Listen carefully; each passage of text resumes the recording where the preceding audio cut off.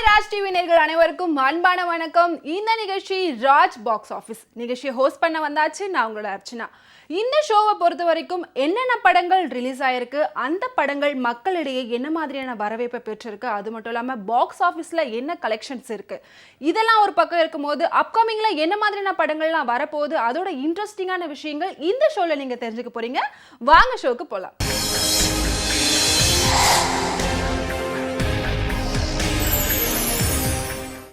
நம்ம ஷோவோட first segment box office report. Box office report பொறுத்த வரைக்கும் போன வாரத்தில் வந்து பார்த்தீங்கன்னா எப்படியும் ஒரு 5-6 படங்கள் ரிலீஸ் ஆகிருந்தது. எந்த படமும் ஒரு பெருசாக போகலை அப்படின்ற பட்சத்தில் யமகாதகன் அப்படின்ற படம் வந்து பார்த்தீங்கன்னா வெறும் 8 லட்சம் ரூபாய் மட்டும்தான் கலெக்ஷன் கொண்டு வந்திருக்கு.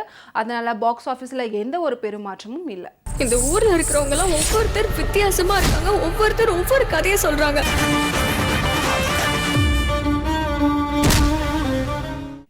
இதே மாதிரி போன வாரமும் வந்து பார்த்தீங்கன்னா சோனி அகர்வால் நடிப்பில் 7G படம் ரிலீஸ் ஆச்சு. இதுல நிறைய தெரிஞ்ச முகங்கள்லாம் நடிச்சிருந்தாலும் இந்த படம் இந்த ஒரு வாரத்தில் கலெக்ஷன் அப்படி பார்த்தீங்கன்னா 10 லட்சம் ரூபாய்க்கும் குறைவாக தான் இருக்கு. வர்ஷா வீட்டில் நடக்கிற எல்லாத்துக்குமே நான் தான் காரணம்.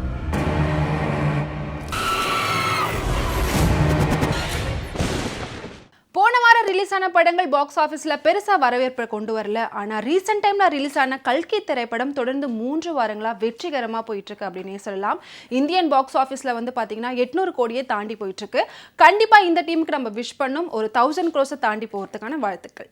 இறைவனுள் அனைத்து உயிர்களும் உள்ளது. அந்த இறைவனின் உயிர் தங்கள் கருவில் உள்ளது. மாதவா. ரீசெண்ட் டைம்ல விஜய் சேதுபதியோட நடிப்புல வெளியாகி ரொம்ப வெற்றிகரமா போயிட்டு இருக்க படம் தான் மகாராஜா. இந்த படம் மக்களிடையே ஒரு பெரிய வரவேற்பை கொண்டு வந்திருக்கு அப்படின்னே சொல்லலாம். குடும்பமா இந்த படத்தை போய் பார்த்து என்ஜாய் பண்றாங்க. இந்த படம் ரிலீஸ் ஆகி 3 வாரங்கள் ஆகுது. தொடர்ந்து இந்த படம் வந்து பாத்தீங்கன்னா 75 கோடியை வந்து தாண்டி போயிட்டு இருக்கு. இப்படியே வெற்றிகரமா இந்த படம் போயிட்டே இருந்துச்சுன்னா 100 crores தாண்டறதுக்கு பெரிய வாய்ப்பும் இருக்கு. வீட்டில் இந்த லட்சுமி திருட்டு போச்சு, எஃப்ஐஆர் போடலான்னு வந்தேன் சார். எஃப்ஐஆர் போட வந்தியா? தயவு செஞ்சு என் லட்சுமியை கண்டுபிடிச்சு கொடுத்துருங்க சார். அடுத்தது நம்ம பார்க்க போற செக்மெண்ட் இந்த வாரம் நியூ என்ட்ரி. இந்த வாரம் இந்தியன் 2 ரிலீஸ் ஆகி வெற்றிகரமா போயிட்டு இருக்கு. இந்த படத்துல பெரிய காஸ்ட் அண்ட் க்ரூ நடிச்சிருக்காங்க. உலக நாயகன் நடிச்ச இந்த படம் நல்ல வரவேற்பு பெறுமா, நல்ல பாக்ஸ் ஆஃபீஸ் கலெக்ஷன் வருமா அப்படின்றத அடுத்த வாரம் பார்க்கலாம். வணக்கம் India. Indian is back. Indian 2 படத்தோட இணைஞ்சு ரிலீஸ் ஆயிருக்கிற படம் தான் பார்த்திபன் சாரோட இயக்கத்துல வெளிவந்திருக்க டீன்ஸ் அப்படின்ற படம். இந்த படத்தை பார்த்திபன் சார் இயக்கியிருக்காரு. அது மட்டும் இல்லாம யோகி பாபுவும் இதுல ஒரு முக்கிய பங்கு வகிச்சிருக்காரு அப்படின்னே சொல்லலாம். இந்த படத்துல நிறைய குழந்தைகள் பட்டாளம் இணைஞ்சு நடிச்சிருக்காங்க. இன்றைய காலகட்டத்தில் குழந்தைகள் என்ன மாதிரியான மாற்றங்கள்லாம் கொண்டு வரணும் அப்படின்றத ரொம்ப முக்கியமா இந்த படத்துல கொண்டு வந்திருக்காங்க அப்படின்னே பார்க்கலாம். இந்த படம் பாக்ஸ் ஆஃபீஸ் கலெக்ஷன்ல என்ன மாதிரியான மாற்றங்கள் கொண்டு வருது அப்படின்றத அடுத்த வாரம் பார்க்கலாம். எப்பல இருந்து இங்க இருக்கீங்க? நான் செத்ததுலேருந்தே இங்கே தான்பா இருக்கிறேன்.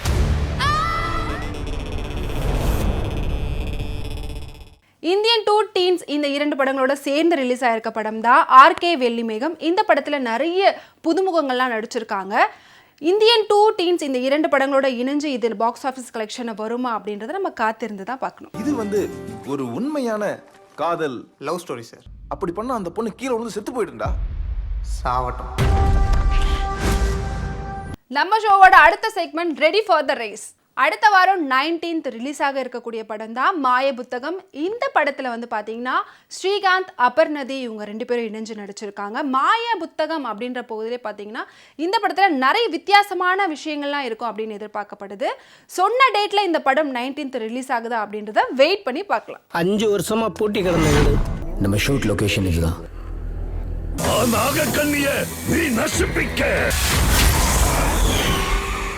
நம்ம ஷோவோட அடுத்த செக்மெண்ட் த மோஸ்ட் அவைட்டட். அடுத்தது நம்ம பார்க்க போகிறது மழை பிடிக்காத மனிதன். இந்த படத்தை வந்து விஜய் ஆண்டனி நடிச்சிருக்காரு, விஜய் மில்டன் இயக்கியிருக்காரு.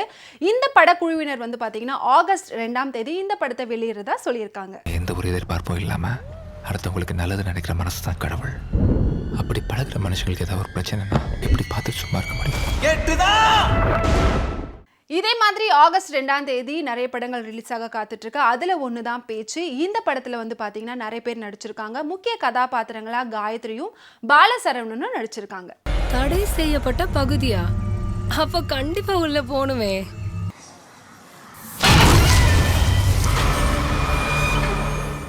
அடுத்த வாரம் ரிலீஸ் ஆக காத்துட்டு இருக்க படம் தான் ஹாலிவுட் திரைப்படமான ரெட் வூல் அண்ட் உல்வரின்.